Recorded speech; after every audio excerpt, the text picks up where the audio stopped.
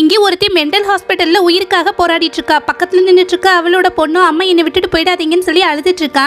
அங்க நிக்கக்கூடிய நர்ஸு உங்க அம்மா இறந்துட்டாங்க பாப்பான்னு சொல்ல, அப்படிலாம் சொல்லாதீங்க, எங்க அம்மா வந்து என்னை விட்டுட்டு எங்கேயும் போக மாட்டாங்கன்னு சொல்லி அழுதுட்டு இருக்கா. இன்னொரு பக்கம் அந்த குட்டி பொண்ணோட அப்பாவோ பெரிய பணக்காரன். அவனோட அசிஸ்டன்ட் வந்து சார் மெண்டல் ஹாஸ்பிட்டல்ல அட்மிட் பண்ணியிருந்த உங்களோட ஒய்ஃப் வந்து இறந்துட்டாங்கன்னு சொல்ல அவனும் பயங்கரமா ஷாக் ஆயிரான். உடனே ஃபோன் பண்ணி கன்ஃபார்ம் பண்ணுங்க அப்படின்னு சொல்ல அவனோட அசிஸ்டன்ட்டும் கால் பண்ணிட்டு இருக்கான். 5 வருஷத்துக்கு முன்னாடி நடந்த விஷயங்களை நினைச்சு பார்த்துட்டு இருக்கான். கரெக்டா தான் லவ் பண்ணக்கூடிய பொண்ணு கல்யாணம் பண்ணிக்கும் போது அவனுக்கு ஒரு வீடியோ கால் வருது. அதுல அவனோட தங்கச்சி அண்ணன் நான் இருக்கக்கூடிய இடத்துக்கு யாரும் தீ வச்சுட்டாங்க, என்ன காப்பாத்துங்கன்னு சொல்லி கத்திட்டு இருக்க. அதை பண்ணது தான் லவ் பண்ணக்கூடிய பொண்ணு அப்படின்ற விஷயம் தெரிய வருது. எதுக்காக இந்த மாதிரி பண்ண, அநியாயமா என்னுடைய தங்கச்சியை கொன்னுட்டியே அப்படின்னு சொல்லிட்டு அவ மேல கோவப்பட பணக்காரனோட அம்மாவோ வந்து அவளை ஜெயில தள்ளுறதுக்காக ஏற்பாடு பண்ணிட்டு இருக்கா.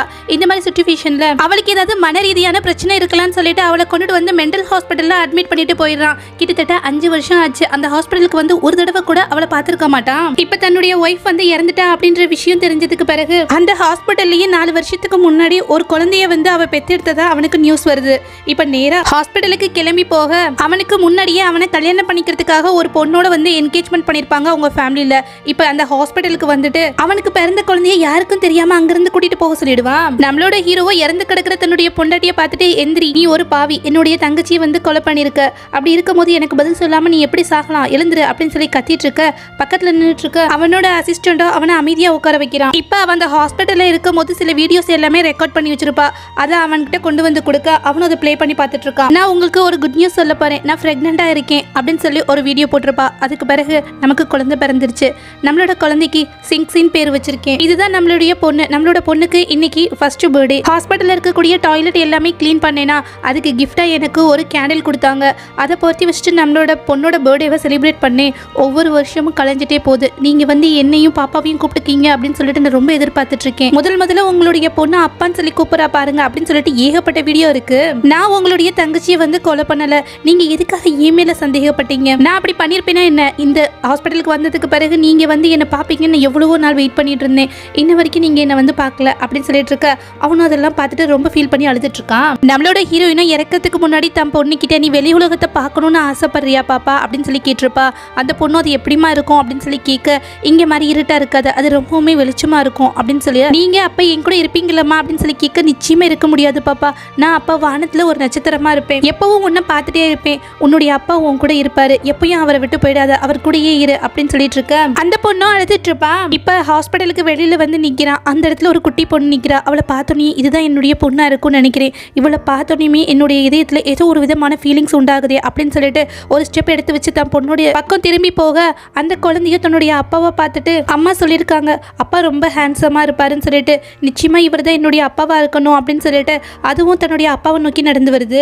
ஓடி போய் தன்னுடைய பொண்ணை தூக்கிக்கிறதுக்காக போனா இடையில வேற ஒரு குட்டி பொண்ணு வந்து நின்று அப்பா அப்படின்னு சொல்லி நிக்குது. அவனும் ஷாக் ஆயிட்டு நீ தான் என்னுடைய பொண்ணா அப்படின்னு சொல்லி கேட்க, அந்த குட்டி பொண்ணு ஆமா அம்மா உங்களை பத்தி சொல்லியிருக்காங்கப்பா அப்படின்னு சொல்ல, பின்னாடி திரும்பி அந்த குட்டி பொண்ணை பார்க்கறான். அங்க இருக்கக்கூடிய நர்ஸோ அந்த குழந்தை வந்து வெளியில போயிடாம பேசாம இருக்க அந்த குழந்தையோட வாயை போட்டு மூடிட்டு இருக்காங்க. இதை பார்த்துட்டு ஏதோ ஹாஸ்பிட்டல் இருக்கக்கூடிய பொண்ணு போல நினைச்சிட்டு, ஆனா ஏன் தெரியல அந்த குழந்தைய பார்க்கும்போது என்னோட இதயத்துல ஏதோ ஒரு விதமான வலியை உணர்ந்தேன், அந்த ஃபீலிங்ஸ் இந்த பொண்ணை பார்க்கும்போது வரலையே அப்படின்னு சொல்லிட்டு இப்ப வேற வழி இல்லாம அமைதியா இருக்க. அவனை கல்யாணம் பண்ணிக்க போறவளும் பக்கத்துல இருக்கக்கூடிய டாக்டரை பார்த்து கண்ணை காமிக்கிறா. அவங்களும் இந்தாங்க உங்களோட ஒய்ஃப் வந்து உங்கள் குழந்தையோட எடுத்த ரிப்போர்ட், அப்புறம் உங்களோட பொண்ணோட பர்த் சர்டிஃபிகேட் அப்படின்னு சொல்லிட்டு காமிக்க, அதில் தன்னோட ஒய்ஃபும் குழந்தையும் சேர்ந்து எடுத்த மாதிரி ஒரு ஃபோட்டோ இருக்கு. தான் முன்னாடி நின்றுட்டு இருக்க அந்த பொண்ணுக்கிட்ட நான் நிறைய தப்பு பண்ணிட்டேன் அப்படின்னு சொல்லிட்டு இனிமேல் நம்ம வீட்டில் இருக்கலாம்னு சொல்லிட்டு கிளம்பிடுறான். அவனோட உண்மையான பொண்ணும் வந்து அங்கே தவிச்சிட்டு இருக்க, அவ எதுவும் பேசிடக்கூடாது அப்படின்றதுக்காண்டி வாயை இறுக்கி மூடி இருக்காங்க. என்னை இங்கே விட்டுட்டு போயிடாதீங்க, தயவு செஞ்சு கூட்டிட்டு போங்க அப்படின்னு சொல்லிட்டு அந்த பொண்ணு அழுதுட்டு இருக்கா.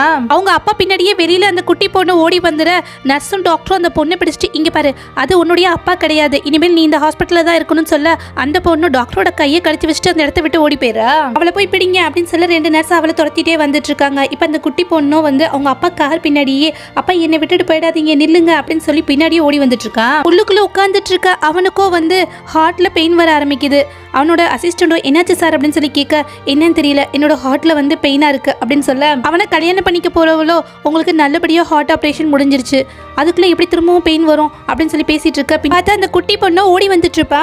வேகமா ஓடி வந்து தன்னுடைய அப்பா காலில் விழுந்துட்டு தயவு செஞ்சு என்னை விட்டுட்டு போயிடாதீங்கப்பா அப்படின்னு சொல்லிட்டு அழுக. அந்த டாக்டரும் ஓடி வந்துட்டு இந்த குழந்தையோட அம்மா வந்து இறந்து போனதுக்கு பிறகு யாரை பார்த்தாலும் அப்பான்னு சொல்லி இந்த மாதிரி தான் அழுதுட்டு இருப்பா அப்படின்றாங்க. இப்ப அந்த பொண்ணை வலுக்கட்டாயமா பிடிச்சு இழுக்க அந்த குழந்தையோ எனக்கு ஒரு வீடு வேணும், தயவு செஞ்சு என்னை இங்க இருந்து கூட்டிட்டு போயிடுங்க அப்படின்னு சொல்லிட்டு அழுதுட்டு இருக்கா. அவனும் வேற எதுவும் பேச முடியாம அந்த இடத்த விட்டு கிளம்புறான். அந்த குட்டி பொண்ணும் என்னை விடுங்க நான் போய் ஆகணும் அப்படின்னு சொல்லி கத்திட்டு இருக்கு. கடைசியா